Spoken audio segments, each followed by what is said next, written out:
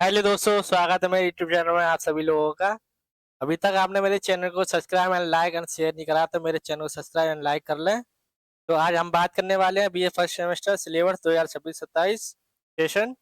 Paper name है Indian national movement and constitution of India. ठीक है, तो चलिए पहले यूनिट के बारे में हम बात करेंगे, आपको सिलेबस में क्या क्या कवर करना है। ठीक है, तो पहली यूनिट में बात करेंगे हम भारतीय राजनीति परंपरा यानी धर्म, राज, दंड, नीति शास्त्र, मध्यस्थ न्याय और एवं गण संघ। ठीक है, तो हम यहाँ से इसको कवर करेंगे। इंडियन पॉलिटिकल ट्रेडिशनल, धर्म, राजधर्म, दंड नीति, नीति शास्त्र, मत्स्य न्याय एंड गण संघ। ठीक है, तो ये पहली यूनिट है, यहाँ से आपको कवर करना है, ये सारी चीजें इसमें कवर करनी है आपको। ठीक है, अब दूसरी यूनिट में हम बात करेंगे भारतीय राष्ट्रीय आंदोलन, उदय, विकास, राजनीतिक प्रवृत्तियां यानी Indian national movement, birth, growth and political trends. यहाँ बात करेंगे कि कैसे इसका उदय हुआ, कैसे इसका जन्म हुआ, इसके बारे में बात करेंगे।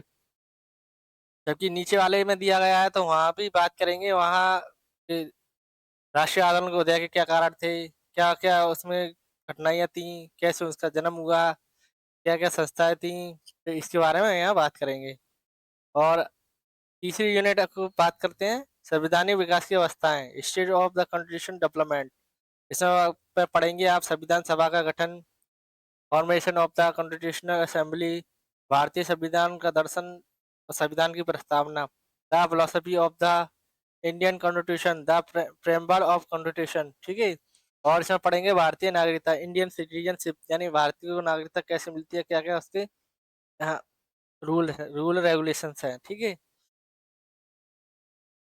इसी प्रकार हम चौथी यूनिट पढ़ेंगे मौलिक अधिकार और मौलिक कर्तव्य, फंडामेंटल राइट्स एंड ड्यूटीज। फिर इसके बाद पढ़ेंगे हम राज्य के नीति निर्देशक तत्व, directive principle of state policy यानी जो राज्य के नीति निर्देशक तत्व हैं उनके बारे में पढ़ेंगे। मौलिक अधिकार क्या क्या हैं, कितने हैं, क्या कितने कर्तव्य हैं, ये सारी चीजें इसमें कवर करेंगे। ठीक है, उसके बाद यूनिट नंबर 5 मौलिक अधिकार एवं नीति निर्देशक तत्वों के मध्य विवाद का इतिहास, संशोधन की प्रक्रिया, संविधान का मूल संरचना। इस, इसमें ये पढ़ेंगे सारे, यानी मौलिक अधिकारों के कितने हैं, उनमें क्या क्या प्रावधान है, क्या क्या उसमें संशोधन किए गए हैं, और नीति निर्देशक तत्व और मौलिक अधिकारों के बीच क्या क्या विवादित है। ठीक है, संशोधन की प्रक्रिया क्या है, संविधान का मूल संरचना क्या है, उसके बारे में हम डिस्कस करेंगे। ये आपको सिलेबस में कवर करना है। उसके बाद आता है यूनिट नंबर 6। इसमें हम पढ़ेंगे कार्यपालिका एवं विधायिका, राष्ट्रपति, प्रधानमंत्री, लोकसभा के अध्यक्ष, राज्यसभा एवं लोकसभा की शक्तियां एवं कार्य क्या क्या है, यानी educative and legislative powers and function of the president, prime minister, speaker, Lok Sabha and Rajya Sabha. तो ये सारी चीजें इसमें पढ़ेंगे। उसके बाद पढ़ेंगे हम the relation between the governor and chief minister, the legislative assembly, the legislative counselling, यानी हम पढ़ेंगे भारत के राज्यपाल और मुख्यमंत्री और विधानसभा विधान परिषद के बीच में क्या क्या संबंध है रहा है, ये सारा आपके कोर्स में है। ठीक है, तो ये सारी चीजें पढ़नी है सब लोगों को।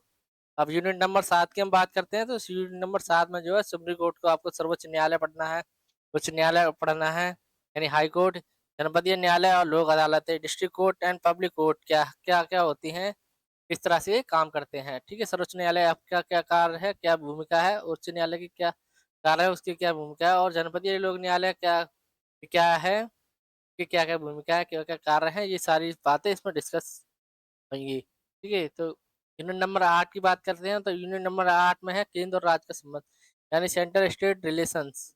ठीक है, तो इसमें केंद्र और राज्य का क्या क्या संबंध है, इसके बारे में हम चर्चा करेंगे। उसके बाद है जनजातीय एवं उत्तर पूर्वी क्षेत्रों के लिए विशेष प्रावधान यानी special provisions for the tribals and north east areas. ठीक है, तो जनजाति के बारे में पढ़ेंगे पूर्व। ठीक है, उसके बाद हम निर्वाचन आयोग और निर्वाचकीय सुधार यानी निर्वाचन इलेक्शन कमीशन क्या क्या कार्य करता है, उसके क्या क्या नॉर्म्स हैं और कैसे उसे एक संवैधानिक निकाय है, कैसा निकाय है। ठीक है, ये सारे ये 8 यूनिट है जो कि आपको इस सिलेबस में कवर करनी है। ठीक है, उसके बाद आता है thank you for watch my video और subscribe my YouTube channel DBRU Agra. ठीक है, और आप यहाँ से टेलीग्राम को ज्वाइन कर सकते हैं। ठीक है, तो मेरे चैनल को सब्सक्राइब करें, लाइक करें, शेयर करें, ठीक है?